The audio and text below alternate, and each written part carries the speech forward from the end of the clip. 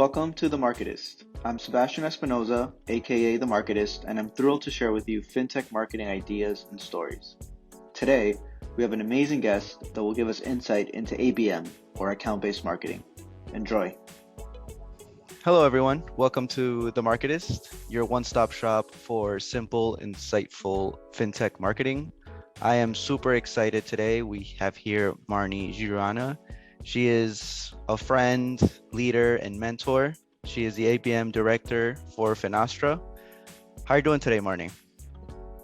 I'm doing very well, and thank you for inviting me on The Marketist. Thank you. I would love for you to, tell our audience a little bit about yourself, what you do at Finastra, what Finastra is. Sure.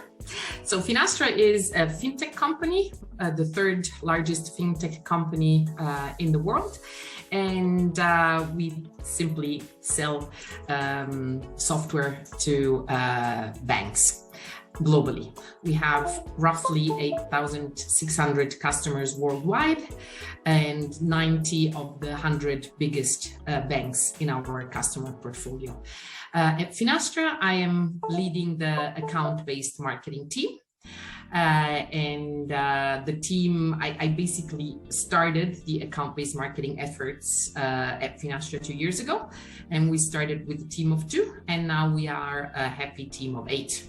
Oh, wow. Okay, so it's definitely growing and the company's definitely investing. Yes. Perfect. So this brings me to my first question. What is ABM? ABM is account-based marketing. This is the acronym. Account-based marketing is a specific type of marketing that is basically treating accounts as a market of their own. You have 3 types of account-based marketing: one-to-one, one-to-few, one-to-many, meaning one-to-one that you really concentrate and focus your marketing activity on one specific account. One-to-few means that you take a group of accounts with similar strategy, pain points, interests, and you cluster them. One-to-many means that you take a bigger number of accounts and you cluster them, for instance, per line of business. If you are a software company like Finastra, just to make an example, you take all the accounts, prospects or not, or existing accounts that are interested in payments, and you do a campaign just for them. Okay, so one company can have any of these 3 types of ABM, depending on what their focus is. Yeah, definitely, or all 3 of them. Okay, that's definitely very interesting. And what do you consider important for success in account-based marketing? You can give an example at Finastra as well. Definitely. Starting now our 3rd account-based marketing year at Finastra, there are a couple of lessons learned, a couple of failures that I don't like to call failures, but missed experience, missed opportunities. And I think 2 things are of not only important for the success, but really very crucial to start and conduct a good ABM program. First of all, accounts insights. Accounts insights is really the base. If you need to know the account in and out, and this you can do either together with your account team, or you can ask an agency and engage an agency to do that. And the second absolutely crucial and important thing for a successful ABM program is the 100% total alignment with the account director. Okay, which would be like the sales team. Yes. This is the alignment is the most important thing. If the account team, the account director and the account team do not buy in your strategy, it's going to fail. It can only go so far depending on how you work together with the sales team. There has to be alignment. Exactly so. Makes perfect sense. And can you give us a few examples of ABM tactics? Sure. You mentioned some successes at Finastra. Maybe you can give us some certain accounts that you worked with? What tactics were successful? Yes, definitely. The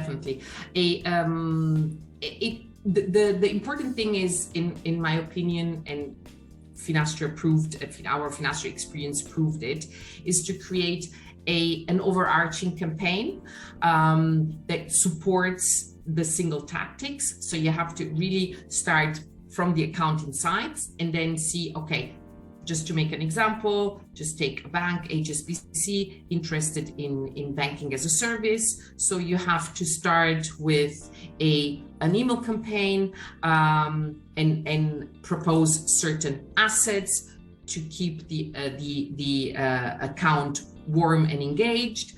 At the same time, the same assets should be supported and sent and made advertised through a paid LinkedIn campaign, and then I would say once in a quarter, if you consider the campaign lasting for 1 year, a roundtable, a webinar, and then possibly towards the end of the year, a co-innovation session.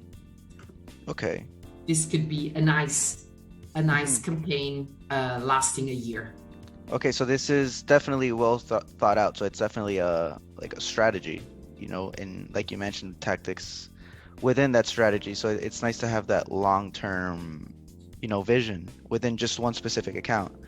Exactly. And would you consider the success of ABM is in the personalization of, these tactics? Because usually if you go to traditional marketing, it's more just, it's a mass campaign, either whether it's social, whether it's webinar. This is, from what you're mentioning, it's more specific to whatever the account need is. Absolutely. And another thing, you just mentioned personalization, just really, really good. Just a little trick, use the account language. Go on their webpage, look at their annual report, see what kind of language, what kind of terms they use, their strategy, and embed that language in your messaging. Whatever you do, even in the invitation to a webinar or in an email, just use their language. That's actually great. It's impactful. Yeah, no, definitely. And obviously this question, we haven't left it yet.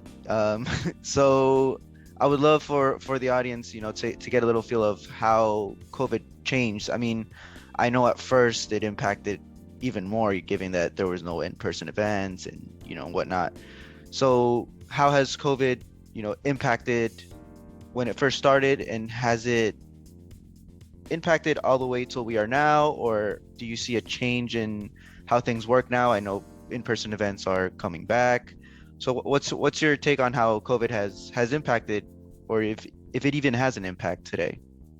You know what, I'm you know me, and I'm a very optimistic and positive person. So I even don't want to talk about impact, but what has helped us COVID to do better. So it has helped us to be open to new solutions, to be open to what we are doing right now. Imagine a couple of years ago, this kind of interview wouldn't have been even possible. We wouldn't have even thought of it.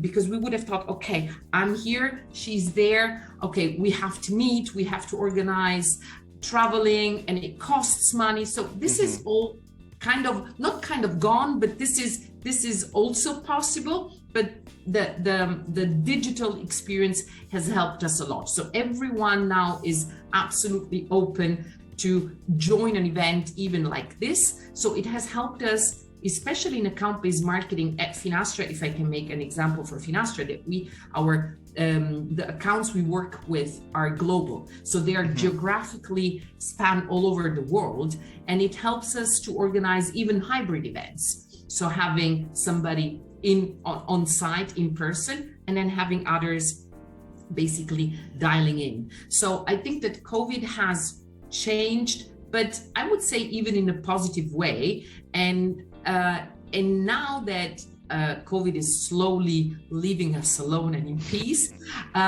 it has now, we see now a lot of coming back in person, and a lot of people really wanting to meet and to finally network in person, holding a glass of wine. So Yeah. I think that yes, it is. It has changed, but it hasn't impacted terribly. I mean, we are successful also now, as much as we've been successful before COVID. Okay, so if anything, it helped enhance and optimize all digital experience, like you mentioned. Definitely. Okay, that's good. I mean, you're obviously an optimistic person, and I love that. But yeah, I mean, I know COVID has had an impact, but thankfully it's going away sooner than later. Yes. So, with this in mind, what does the future of ABM hold? In your opinion, what do you think this is leading towards? If you have any examples as well at Finastra that Finastra is leading. Yeah, I think that account-based marketing is getting more and more popular and more valued in companies. So I see, and I'm not the first one saying it, and I'm certainly not invented the term, but I think that account-based marketing is slowly turning into account-based experience. A lot of people, I don't know if you have heard, are talking about ABX as opposed to ABM, meaning that not only marketing and sales or account directors are involved in it, but also other departments within companies like the customer success department, SDRs. We're seeing at Finastra development reps just dedicated to global strategic accounts. So it's basically an account-based experience throughout the company, and not only a marketing thing anymore. I think that this is where ABM will go in the future. Oh, that's great. I haven't heard of that term before. And yeah, I mean, it seems more that's going to be more of a whole business model instead of, just a marketing approach. Exactly. So the future is definitely it's a great Bright. future for ABM. Bright. Yeah, it's very bright. It's a very bright future, definitely. It is. And well, last but not least, Marnie, you've been amazing as always. Any additional comments that you would like to add? I mean, I know our viewers are interested in knowing what would you recommend for anyone, interested in coming into this ABM world. Specifically, it's a B2B. So what would you recommend? I would recommend to start small. Just take a bunch of accounts and be very selective. Do the selection together with your account director. Make sure they buy in, and make sure you have always a good partner in crime. So start small and be aligned with your account director. This is my recommendation to start. Perfect. Well, Marnie, thank you so much. This has been great. It's been amazing. Definitely a lot of insight giving in, especially the fintech industry, which is definitely an industry that's been growing year to year. But yeah, thank you so much for your time. Thank you, Sebastian. Thank you for inviting me.